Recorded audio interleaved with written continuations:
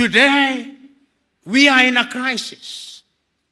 And I'm suggesting that part of our crisis is not only the colonial, but the post-colonial. And as I speak now, what is undermining our development is that there is a new scramble for Africa. The new scramble for Africa is a little bit more different. It is not, they will allow us to have our leaders. We'll elect our presidents. We'll elect our governors. We'll have our ministers. That will happen, but they are not bothered. After we have elected them, you'll then see them sending their arrows ahead. You'll see Bill Gates come and meet your president. You'll see Tony Blair come and meet your president. You'll see Macron come and meet your president. You'll see all of them. And then they will never admit, but they'll be told, if you want money in agriculture, behave this way. If you want money in this area, behave this way. They will never tell that to the Chinese. They will never tell that to the Indians. They will never tell that to the Vietnamese. They will never tell that to the Koreans. But in Africa, they tell us. That is why, as I speak to you now, under this new scramble, the IMF and the World Bank are back, telling you who to hire in your universities, what to sell and what not to sell. It is a sad situation. So today, as I look at Africa in that new scramble, the Chinese are here. I hope that this institution was not built by the Chinese.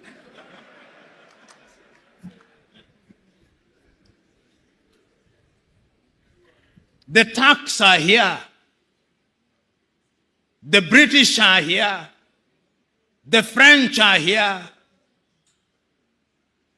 The Qataris are here. The Americans are here.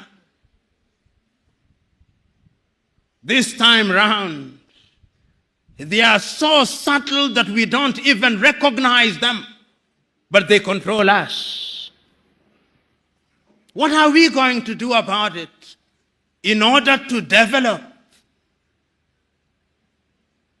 We must do something. And if we don't do that thing else, you who have been trained in this institution, you have traveled the world. You have traveled Nigeria. There are two things that you can do with your traveling.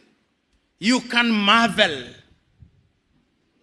Says it is great in China. You can marvel. You can wonder or feel pain. I'm urging you to feel pain. To feel pain for the continent of Africa, and in your own way, when you go out there, go and do something about it, because it has also been demonstrated that it can be done. I've traveled across this continent and I've seen that development is possible. I was in Rwanda before 1994. I was in Rwanda in 1996. Genocide. 1 million dead. Its obituary written. Will never rise, they said. You go to Rwanda now. They are demonstrating that it can be done. Go to Kigali now. See what they are doing in the health sector in their own small way. See how they are collaborating in the area of mobile telephony in their own small way. It can be done. I've been to Botswana and I've seen what they are doing in their own small way.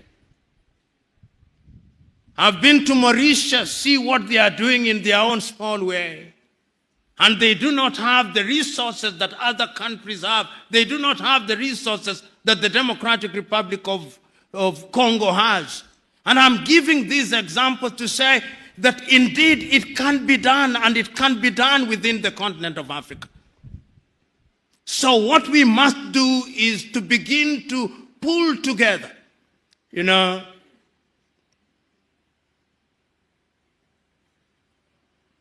as I've been sitting and listening, I was also struggling to have internet in this room.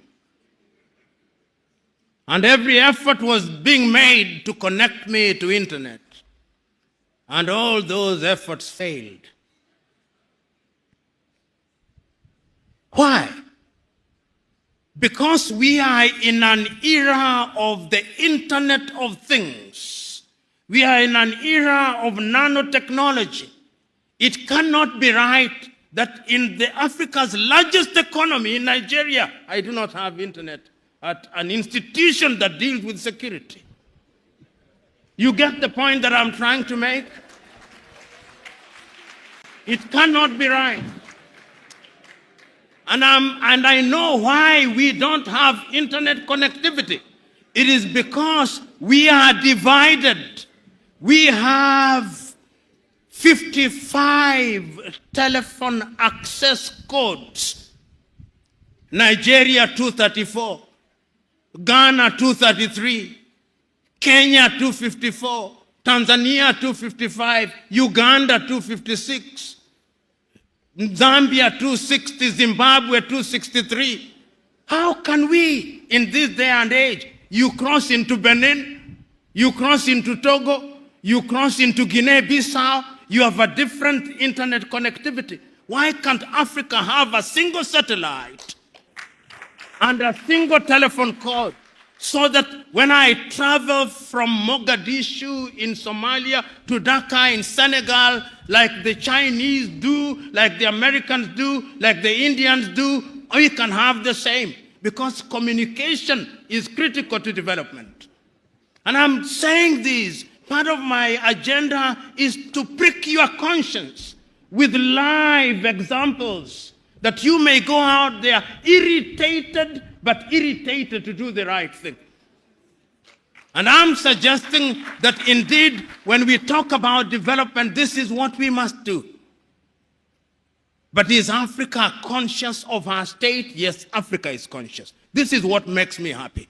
That after all these analysis, it appears to me that Africans have now recognized that going forward, we can only defeat the conspiracies, we can only have development as we are talking about it by working as a team.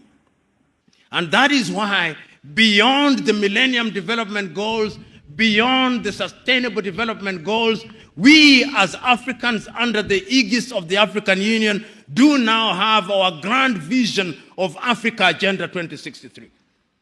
And that Africa Agenda 2063, let me tell you, if we can fulfill it, many of you here will be upstairs by the year 2063.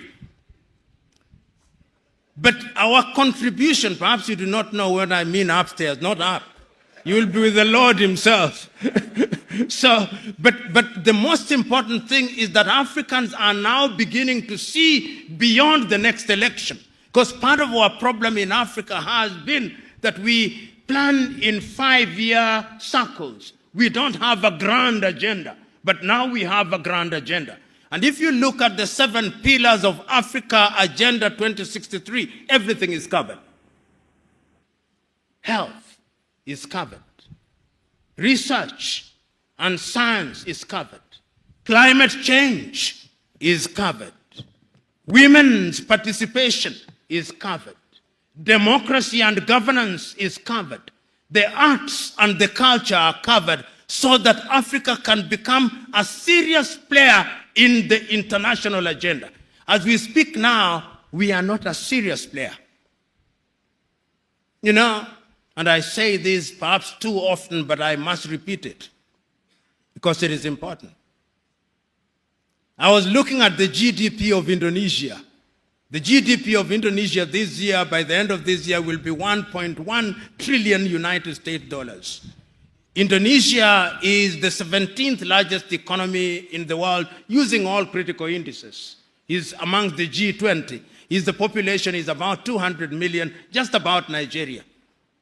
Nigeria is a GDP give and take at the very best of 550 billion United States dollars. I'm looking at the power generation in Nigeria. At the very best, you generate about 17,000 megawatts. You lose about half of it, so that what goes into the grid is no more than 8,000 to 7,500 megawatts into your GDP.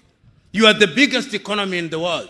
If you look at Iran, Iran generates 75,000 megawatts. So when we talk about industrialization, we are not even close to industrialization. Look at the diversity of power generation that you have. Most of it is hydro. You are not harnessing your solar. The Kainji dams and the other dams with climate change are going to dry. If you look at the major rivers, it means that you are going to be in trouble. You look at Zimbabwe now, for example, in power generation, 2,000 or give it 2,500 megawatts. The dams are drying, the Kariba is drying. So Africa must begin to think, even as we think of Africa Agenda 2063, because energy is the game changer. Without energy, all these generators you see everywhere in Nigeria must disappear for industrialization to come. And in many African countries, including my own country, Kenya, which generates, I think we have about slightly under 3,000 megawatts. You can't. So we must go to Inga Dam, we must begin to generate. We must go to Egypt at the Aswan High. Egypt is not doing very badly. We must go to Inga, produce 40,000 megawatts. We must go to Ethiopia, the Grand Renaissance Dam, produce 10,000 megawatts. Then we talk of industrialization. And why do I talk about industrialization? There are scientists here. It is only through industrialization that we are going to be manufacturers in all sectors. As it is now, 80% of what we consume in manufactured goods are from China. If China closes shop, we are dead. We are dead. So I'm thinking that Africa Agenda 2063 is a good thing, but we must work at it. I'm thinking that Africa Continental Free Trade Area is a good thing. Launched with the Secretariat in Accra, Ghana, a good thing. But how are we going to trade?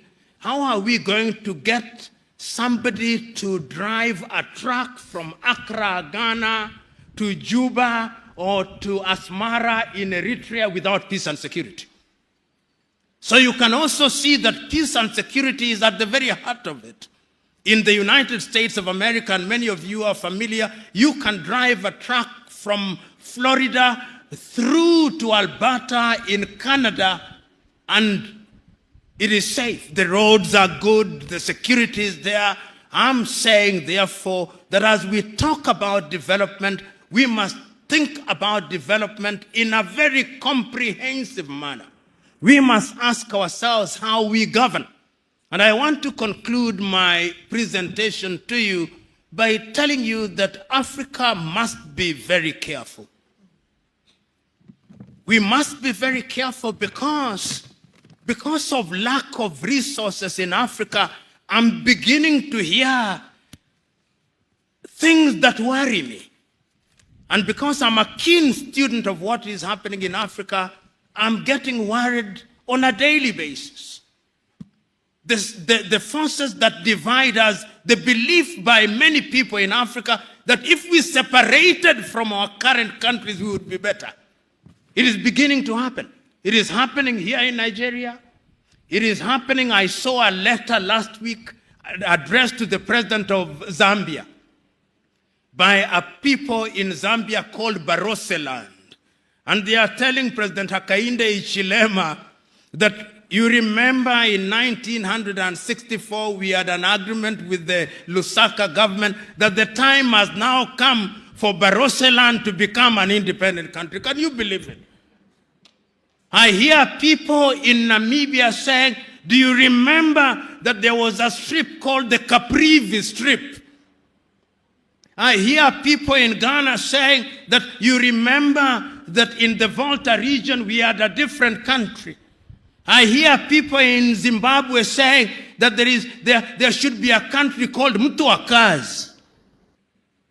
I hear people in South Africa, the South Africans, say that we should have a separate country in the Western Cape. I hear people in Ethiopia saying we should have Tigray and Oromo. The centrifugal forces are there. And the only way to bring them in is to create a sense of belongingness. The people must feel that they are part of it. I remember the words of John Garang of South Sudan when he spoke in Khartoum. He told the Numeri government, we do not want to create a separate state, but make unity attractive. Make unity attractive, make Sudan attractive, make Khartoum attractive, because if you don't make it attractive, we will separate, and that will make us weaker. And I'm saying this because of this thing we call democracy. Democracy demands that people have a sense of belonging and that they believe that the country in which they live represents their interests and that deliberate efforts are being made in that regard. So, fellow Africans, I'm one who believes that this continent has a contribution to make. There is not a continent today that has the natural resources that this continent has. Not one. There is not a continent today that has a population as young as ours, which could be a resource. There is not a continent. There is not a continent today that has the resources in different diverse ways which can be harnessed. With a population of 1.4 billion, we are a potential market. But we must also warn ourselves. I am aware that you are talking about climate change. It is only through unity, therefore, that we can fight all these. Our rivers are drying. Lake Chad has shrunk by nearly 1/3. The rivers are drying. The climate is changing. The Sahara is coming down south. The rivers down are drying or getting polluted. Our farms are not yielding the way they were yielding before. Our seeds are being destroyed. Our young men and women are running away. And remember, the Germans are now saying, we want young people. The Canadians are saying, we want young people. We are in danger. You who have been trained in this institution, now go back to your countries and tell your countries that yes, there is a conspiracy against the continent of Africa, but the human relationship, is it not about conspiracy? Even in families, are there not conspiracies? Is it not our duty to fight and defeat those conspiracies so that that is no longer an excuse? Go out there and say that we have the possibilities and that these possibilities require and demand that we look at Africa as a total whole. Go out there in your little ways and make your contribution. The 78 of you who are graduating here today, I'm suggesting to you that development must start with you. Go back and let in every institution where you are, let it be said that since he came back from NISS, he or she is different. He is different in a positive way. And all of us who are here, whether we are politicians or academics and in different sectors, let us go out there having made a solemn vow that Africa must do it. If you can't do it for yourself, ask yourself which Nigeria you want to bequeath to your children and your children's children. You are here, maximum 40 years, you will have gone upstairs. But after 40 years, in which kind of country will you want your children to be? This is the question. It is not about you and me. It is about them. This is intergenerational. Africa must change, Africa can change, and it can only change if we change our minds, and our minds we must change. Ladies and gentlemen, thank you very much, and God bless.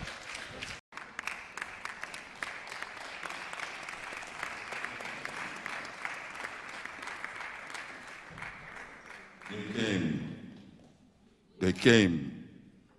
On wooden ships they came. Across the Atlantic Ocean they came. They came to the west coast of Africa they came. On wooden ships, 400 years of blood, sweat, tears, piss and shit. But we survived. We survived the Atlantic Ocean, that watery grave. We survived 400 years. They came. Ghana, Senegal, Gambia, Nigeria, they came on wooden ships, but we survived 400 years of blood, sweat, tears, piss and shit. Free man, I sang songs of free man. My mother, chained to me, chained to them, I cried. Cried because they took my brother, still sucking my mother's breast. My brother was fed to the sea. Oh, how I cried. My mother they whipped her because she cried about them whipping my father. She the slave, he the slave. Then I would arise at sun nearly rise, working away my life. No name, I knew no name. I the forgotten soul, whipped to live, whipped because I lived, whipped to death. They came. Ghana, Senegal, Gambia, Nigeria, they came on wooden ships. But we survived that watery grave, that Atlantic Ocean.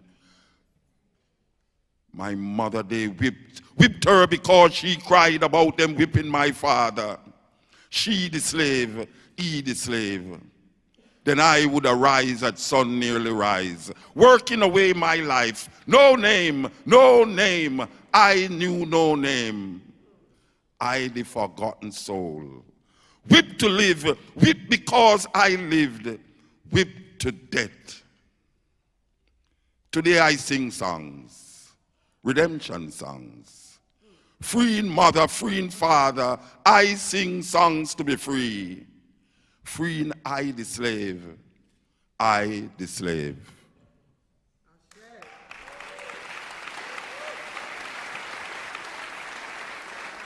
Give me this, give me that.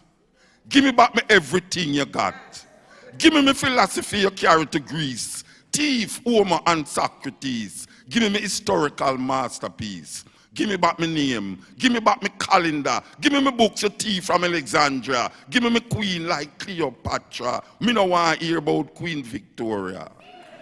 Give me my language I know so well. You mix up English confusing no hell. Give me back my maths you Pythagoras. Give me my symbols you thief from us. Give me this. Give me that. Give me back me everything you got. Give me diamond, give me gold. Give me back me rock and roll. Give me uranium, give me coal. Give me reggae, give me blues. Give me music that you confuse.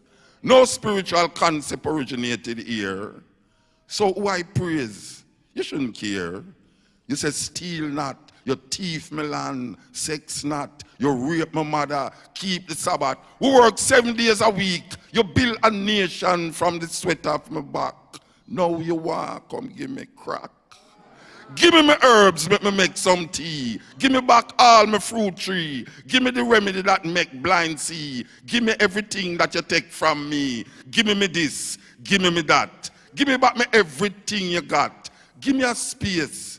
I can run my own life. Respect is due. The time is now. No more turn cheek. This time we not bow.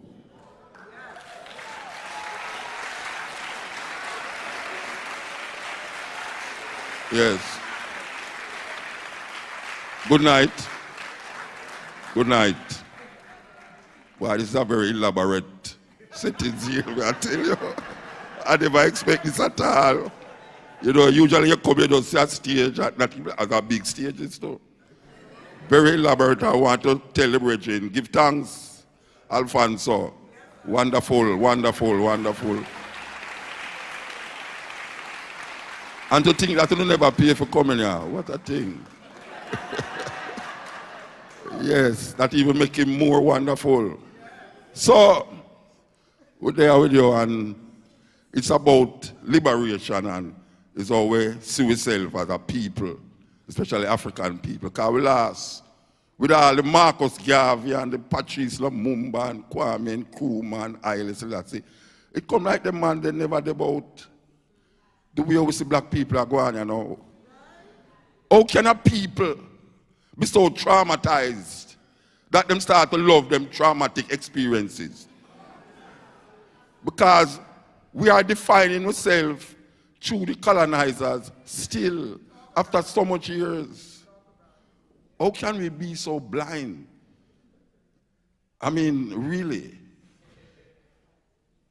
And we still embrace the different aspects of the European reality and take that reality for ours. Anytime a man can do that to you, or a group of people can make you see yourself through their eyes and believe that what you're seeing through their eyes is you, trust me, that is not brainwashing. Because if you did wash your brains, you'd realize it. We are traumatized as a people, no matter what we want to say. Whether we is religious, political, or anything, we're traumatized. A man like Marcus Garvey come tell you, if you have no confidence in yourself, you're twice defeated in the race of life. But with confidence, you have won even before you start.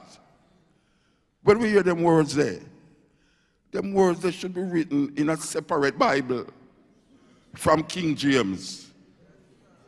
Because all we are talking a year and a talk, you know. Me and King James are a friend.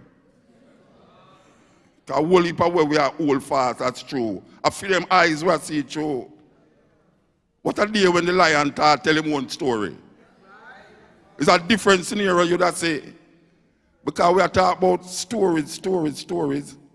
Yes, the hunter killed the lion and said him was hunting is a game. But when the lion killed the hunter, you hear him is a beast and a savage. Well, I am one of them savage and one of them beasts, you know, yes. Because we're talking about love still, you know. Because love itself is the greatest love. But how can you say you love God that you cannot see? Yet still you cannot love who you can see. First, you have to love who you can see. Because who you can see is a manifestation of what you cannot see. You have to know that. So when we say love, we don't want to use it frivolously. Because in the coming forth by day, them say, to see the goodness in things, you have to see yourself in things. That's why Raster comes say, I and I. There was a time in Jamaica when you say I and I, people say you never go to school. What kind of foolishness is that? And whole heap of people still don't understand when the Raster say I and I, what he really intend to show you. Because we go to school and we know say I is first person and you is second person. The Raster say I no see no you because I is the I. So it's I and I. It's two first person, we're not second.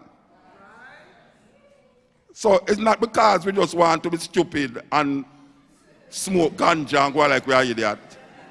But there is a philosophy in I and I that is decided by the concepts that we hold fast to in Rastafari. So when we say I and I, all we are saying is that it's one. Because I is one. You ever hear some Rastaman say, Emperor Haile Selassie I the first? It no work that way there, you know, because it's really Emperor Haile Selassie I. Stop. But him add no the first. So you must know, say, he must see farther than where them a see it, and you a see it, and we a see it, and men a see it. Because him not see no men as more than one. Him see man and man. All them language there is language of a thinker, you know. It's not just frivolously attack. So when Raster say man and man, him still a hold fast to the singular. Him not no plural. So the Raster language not deal with plural. Because everything is one. Because when him say men is a different thing him a talk about, you know. A homosexuals him a talk about. Him say the men them. You know, say him gone way over there, so him now go over there. But when him say man and man, him say man in front of him and him say man. A Rasta come elevate the black woman to a level where him say queen. Before that she was chick. And a man say, boy, I'm just stick a beef. And that's why him put the woman. And Rasta come say, Empress. Empress him say, as a matter of fact, him call her as sister. And here him call her to daughter of Zion. And you know, you have some feminist woman not like here when you say them a daughter, you know. Them say, don't call me no daughter, I'm not a child. It's because them don't understand what the Rasta said. Him not talking about daughter as in fleshly called daughter. Him talking about the daughter of Zion. That is where I work with. So when Rasta said daughter, don't feel no way like him a put you down to a little girl. Him a elevate you. That is the philosophy of Rastafari. We are whole heap of people that come go and like say, some little idiot. Them a call man God. Then if man and no God are who? Tell me now. And when we say man, we don't want to go on like so we don't include woman, but we don't want to say woman because man still in a war. So we are work with man as a genetics that is man come from woman and it's not the other way around. We is not no clay and no ribs. And our African woman is not no ribs. The oldest fossil of any human being was found in Ethiopia.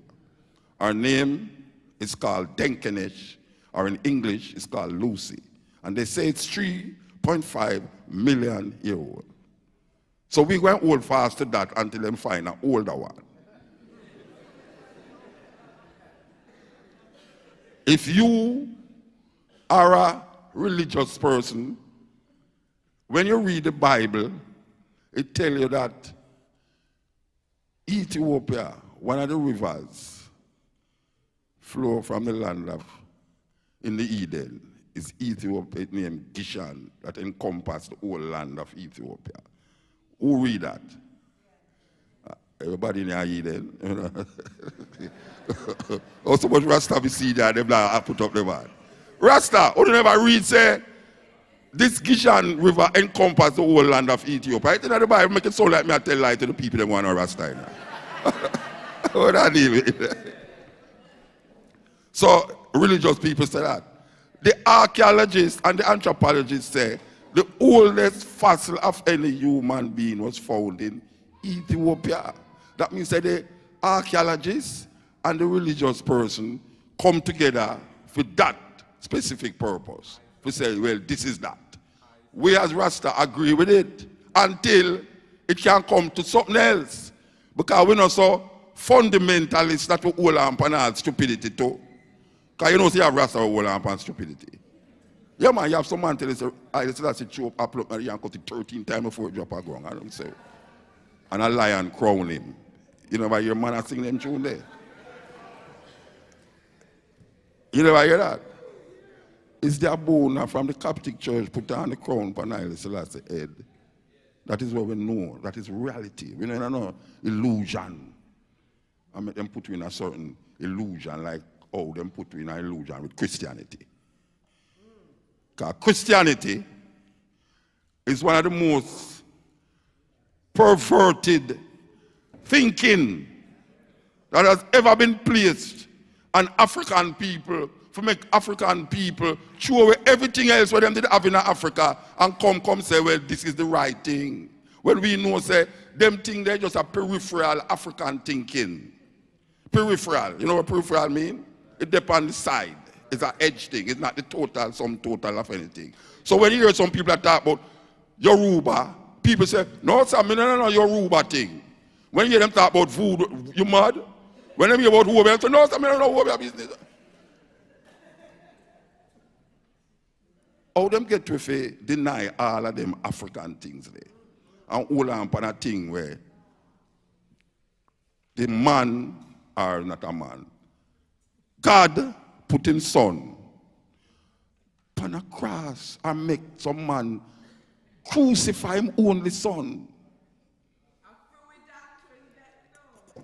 Crucify him only son, put him upon a cross. And then we have a little cross around our neck. This emblem of suffering and shame. I would like to know if they had put him in an electric chair. All right, you get the drift, you get the drift. You get the drift. I don't have to say no more. I am the man you love to hate. I used to sit down at the slums of Ghost Town and Trench Town, Bakawal. No clothes to hide my nakedness. Filth and mosquitoes, smelling, biting 400 years of black flesh, scarred by whips and sticks. I am the man, locks entangled in your nightmares of Medusas and Gorgons. Unkept religious belief that pierced the side of your Jesus in the sky.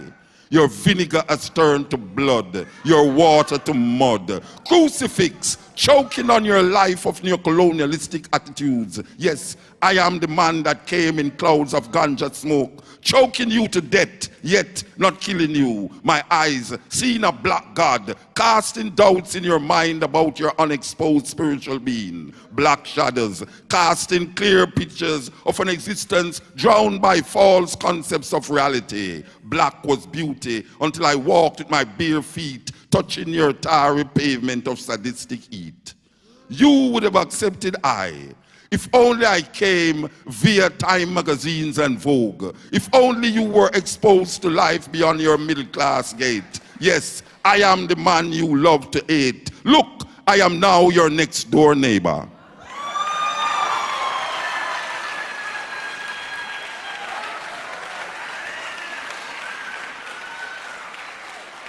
You ask me if I have ever been to prison.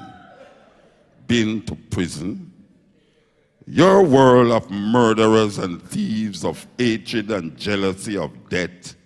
And you ask me if I have ever been to prison? I answer, yes. I am still there trying to escape.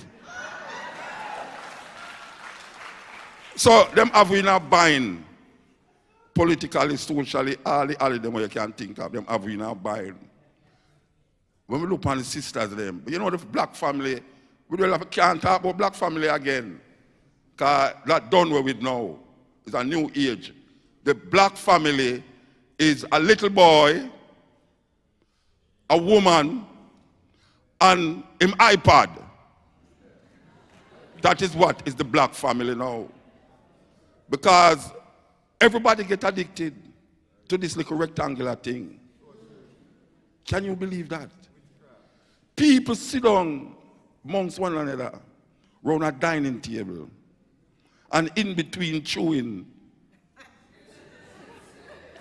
And nobody now talk to nobody. Unless them say something and say, weird, watch out. Rotted.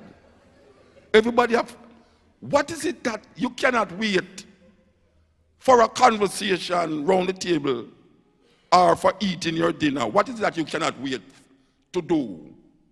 What do you think will happen on the rectangular little thing that you're going to miss out on? Because people sleep with them cell phone and them iPad. And in the middle of the night, them wake up, go to the bathroom, come back and turn it on. What do you think will happen? You mean the world going to end and you don't know? You going to look upon it and say, right, the world end. The world end. And I look outside and say, the world end. What the hell is wrong with black people? How them get you to do that? How did they get we to do that? How did they get we to pass a store and look in the store window and see a mannequin with a tear-up jeans and go into the store and buy the tear-up jeans? Look how much clothes we have in our closet as black people we never used to wear. When I was a child, if my pants have on a little tear, my mother said, where you going with that? It's shame you want to shame me? Come in, make us stitch it up. No. People go buy a tear-up jeans like them is construction worker. Especially the female them. And these sisters want to be so extraordinary that them start at the knee, you know. Remember I said the knee, it start one at a time, you know. Yeah, everybody did a walk with them knee out the door, you know. No.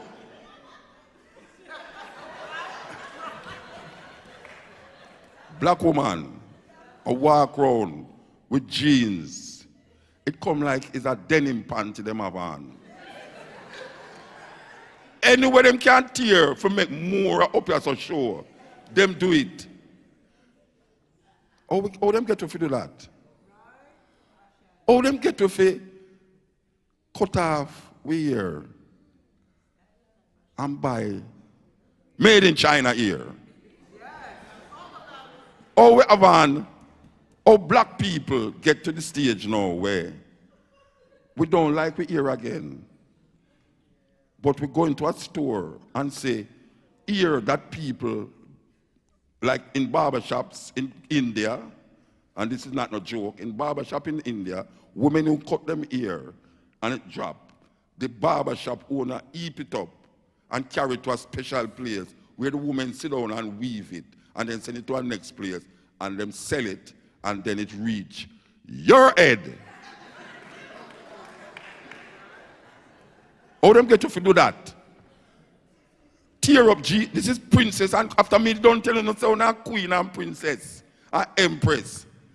Me see my empress, queen, daughter of Zion, come out in a tear up clothes and enough of them ear. How them get you to pluck out your eyelash and put in false eyelash? What the hell is that? You mean say the God where you worship never know where him did that do? That everything we give will make you look beautiful. You decide say you're going to have something false if you replace it. How them get to feel inject with bottom and a pump it up? It's what it is. Raster, I talk to the Raster man them. Watch how now go to bed with the man, you know, because you know, you could have seen a slumptious, nice, what call it to them. And your sister mentioned Kim Kardashian a while ago. One of them looking woman there. And when you wake up, it's a different woman. Because by the time she go to the bathroom and take off everything, there's nothing left. She could be anorexia or something like, I mean, really. Oh, them get black people to do these things. Normally, that's become normal. How them get to bleach your skin so? And here's the problem with the bleaching the skin now. Women who burn them hair, press them hair, cream them hair, are costume man that she bleach. What is the difference between a woman who have bleach and a woman who have burn out her head, press out her head? No difference, not there. It's just because one now is more socially acceptable. Why you hear people that say, like a bunny your woman can look at them and say, why you bleach? You don't think say, why you want it to look white? Then why you take out the kink out of your ear? You don't want it to look white? Because what is the difference? We're in a serious problem. Love for self get lost. Love for self get lost. 3 monkeys sat on a coconut tree, discussing things as they are said to be.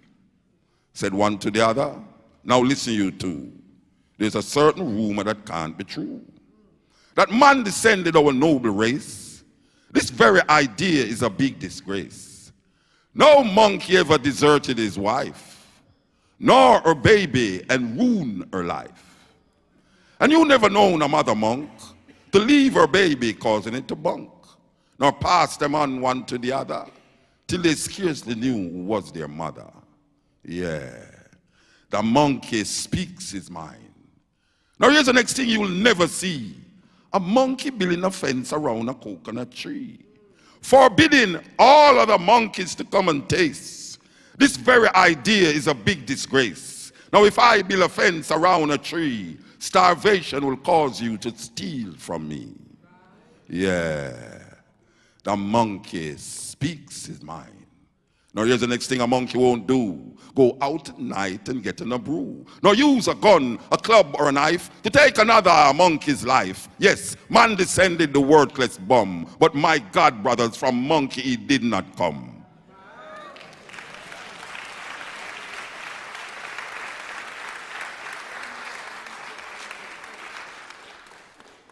There's enough things happening to the African family. And we need to get a grip of what is happening. We can't just go on so and choose somehow we can maintain ourselves at a certain level. We forget about the others. Because if one man is free and the others are not free, no man can truly say that he's free. Because the freedom of one is dependent on the freedom of all. That is what we are talking about when we say love. Love starts within.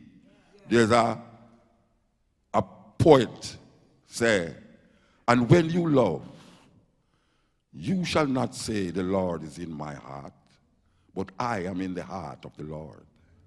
Because there's nowhere you can go that the Lord is not. Some people look up and say, Lord, if God is omnipresent and omniscient, why are you looking up so? And I talk about him soon come back. Come back from where? If your philosophy say that him is everywhere, or you're looking up for him and hoping that him going to come back one day, irrational thinking manifests in irrational behavior. And that is what's happening when we say, even Raster get caught with it. Yeah, Raster, Raster get caught with them things there because he want to turn Haile Selassie into Jesus! That never happen. Haile Selassie stand by himself. Haile Selassie is a real person. We don't have to add nothing and subtract nothing. You cannot make Haile Selassie greater or lesser than what Haile Selassie is. So when we say Emperor Haile Selassie we don't have to call nothing else. We don't have to talk about even Jah. Because Jah is a bastardization of Yah. And it's the only part of the Bible you see, Psalm 68, extolling that right up the name as Yah. And I don't know now because every time I hear somebody say Jah, I wonder if it's Haile Selassie him talk, and I realize it's not Haile Selassie him talk when him say Jah. It's just him want to sound hip with it. Yeah man, Jah, Ra, Jah. Them don't want to say Haile Selassie. I am appealing to the Rastafari brethren and sisters, you know. When I'm not talking about anything as it relates to nature and God and thing, just call the name Haile Selassie. Because it will confuse up the people them more who want to be confused, who don't want to say Emperor Haile Selassie. Because that is what Rasta deal with. When I deal with Muslim or Islam, you know, if they want to deal with that, we don't deal with that. You understand? It's so many leaves, it's just one tree. So many rivers, just one sea. So if we choose, if we say Haile Selassie, we don't want to add nothing upon it. Some people say, Lord of Lords, King of Kings and things. We understand all of them physical manifestation of titles and things, but that don't make him greater. That don't make him lesser. And you have to say, Haile Selassie, in you. That is where Haile Selassie reach now. Because someone I tell you about Haile Selassie, so come back. Come back from where? Come back from where? When you say hi, you see Haile Selassie, hi. At this right there, you know. At this right there. There is no coming back nowhere like you want to talk about Jesus. You can come back. Waiting on Haile Selassie to come back. Come back from where? Some people want to imagine, say, Haile Selassie is over there, and Haile Selassie is in some mountain in Ethiopia, Haile Selassie is this and that. That is imagination. I don't know who Haile Selassie is already. You can't take that from I. No Christian, no Muslim, no Islam. And I appreciate and I love the concepts we I hear coming from certain denominations. But you see, every man find his own vine and his own fig tree. And we as black people did want something to liberate us. And Leonard will come and say, no more King George, go and work for I. The Emperor of Ethiopia, go and work for I. So we hold fast to that liberation because Rastafari is a black power organization or movement with a spiritual nucleus. I'm going to say that again and make some people get mad with me. When Leonard Howell did hail Haile Selassie, it's because we were searching for something that can really liberate us from colonialism, slavery, and white supremacy. So, we say, Rastafari movement is a black power movement with a spiritual center. And that center is how I and I conceptualize this man named Haile Selassie. Now coming back and go to where I work with. So I say Alfonso son of over there, so it really means at time I come off. So we give thanks to the moment, give thanks to the time and the energy, and we say, yes, Rastafari.